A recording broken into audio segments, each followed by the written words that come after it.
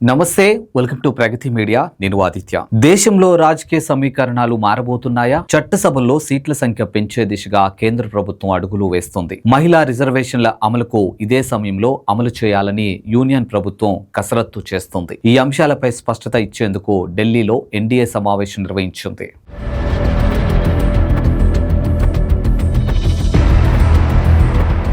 కొత్త గలాలు, సరికొత్త బలాలు, నవశక్తులు, యువశక్తులు చట్టసభలను శాసించే రోజులు దగ్గరలోనే ఉన్నాయి. కేంద్ర ప్రభుత్వం త్వరలో నియోజకవర్గాల పునర్విభజన చట్టం తేబోతుంది. ఓట్ల వశీకరణలో కొత్త రాజకీయ సమీకరణాల్లో ఏదైనా కావచ్చు.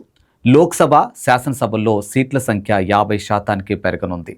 అన్నీ కలిసి వస్తే మహిళలకు 33% రిజర్వేషన్లు 2029 ఎన్నికల్లో అమలు కావచ్చు. 2023 సెప్టెంబర్ 20, 21న పార్లమెంటు ఉభయ సభలు నారీ శక్తి వందన్ అధినియం పేరుతో 106వ రాజ్యాంగ సవరణ చట్టాన్ని ఆమోదించాయి.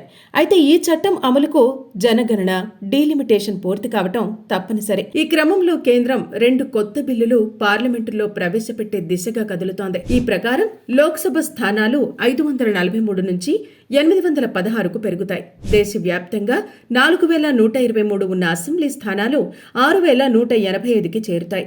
ఆంధ్రప్రదేశ్లో ప్రస్తుతం ఉన్న 175 ఎమ్మెల్యే స్థానాలు 263కి, తెలంగాణలో ప్రస్తుత 119 అసెంబ్లీ స్థానాలు 179కి పెరుగుతాయి.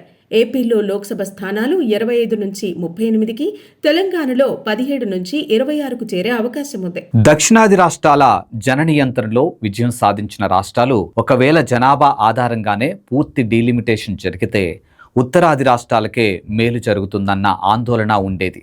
తాజాగా కేంద్రం ప్రతిపాదించిన 50% సమాన పెరుగుదల విధానంతో ప్రస్తుత నిష్పత్తి నిలబెట్టే ప్రయత్నం చేస్తుంది. 2011 జనాభా ఆధారంగా చట్టసభల్లో సీట్ల సంఖ్య పెంచే దిశగా పునర్విభజన చేస్తే తమకు అన్యాయం జరుగుతుందని దక్షిణాది రాష్ట్రాల్లో ఓ ఆందోళన ఉంది. కేంద్రం 50% సీట్లు పెంచాలని నిర్ణయించడంతో ఆందోళనలు సంసిపోతాయి. లోక్సభ, రాష్ట్ర శాసనసభలు, ఢిల్లీ శాసనసభలో నేరుగా ఎన్నికయ్యే సీట్లలో 33% మహిళలకు కేటాయించడమే ఈ చట్టం లక్ష్యం. ఎస్సీ, ఎస్టీ మహిళలకు ఈ రిజర్వ్డ్ సీట్లలో కూడా ప్రత్యేక రిజర్వేషన్ ఉంటుంది.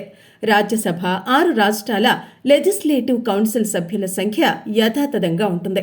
లోక్సభ సీట్లను 543 నుంచి 816కు పెంచడం 2011 జనగణన ఆధారంగానే పునర్విభజన చేసే అవకాశం ఉంది. అన్ని అంశాలు కలిసి వస్తే 2029 ఎన్నికల్లోనే లోక్సభలో మహిళా ప్రాతినిధ్యం 273కు అంటే 33% పెరుగుతుంది. అరచేతిని అడ్డుపెట్టి సూర్యకాంతిని ఆపలేరు. అలాగే కుట్రబద్దులతో, భూస్వామిక మనస్తత్వంతో ఆధిపత్యం నిలబెట్టుకోవాలని తలచిన దుష్ట శక్తుల ఆటలు ఇక సాగవు. ఓట్లకో సీట్లకో ప్రయోజనం లేనిదే రాజకీయ పార్టీలు ఏ పని చేయవు. 3 దశాబ్దాల కల నిజమయ్యే సమయం సమీపిస్తోంది. మహిళా శక్తికి వందనం చట్టం, విమెన్ పవర్ శాల్యుటేషన్ యాక్ట్, నారీ శక్తి వందన్ అధినియం 2023లో 106వ రాజ్యాంగ సవరణ.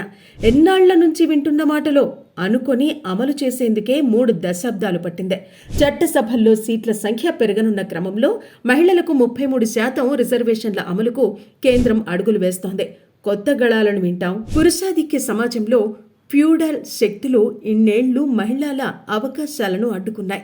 ఇక వారి ఆటలు సాగవు. లోక్సభ, శాసనసభల సీట్ల సంఖ్య పెంచే యోచన ఓట్ల వశీకరణకో, రాజకీయ సమీకరణకో ప్రయోజనం ఏదైనా చట్టసభల సీట్ల సంఖ్య పెరగటం అనివార్యం. దశాబ్దాల పోరాట ఫలాలను అందుకునే సమయం ఆసన్నమైంది. ఇది మహిళా విజయమే అవుతుంది. ఇలాంటి మోర్ అప్డేట్స్ కోసం చూస్తూనే ఉండండి ప్రగతి మీడియా.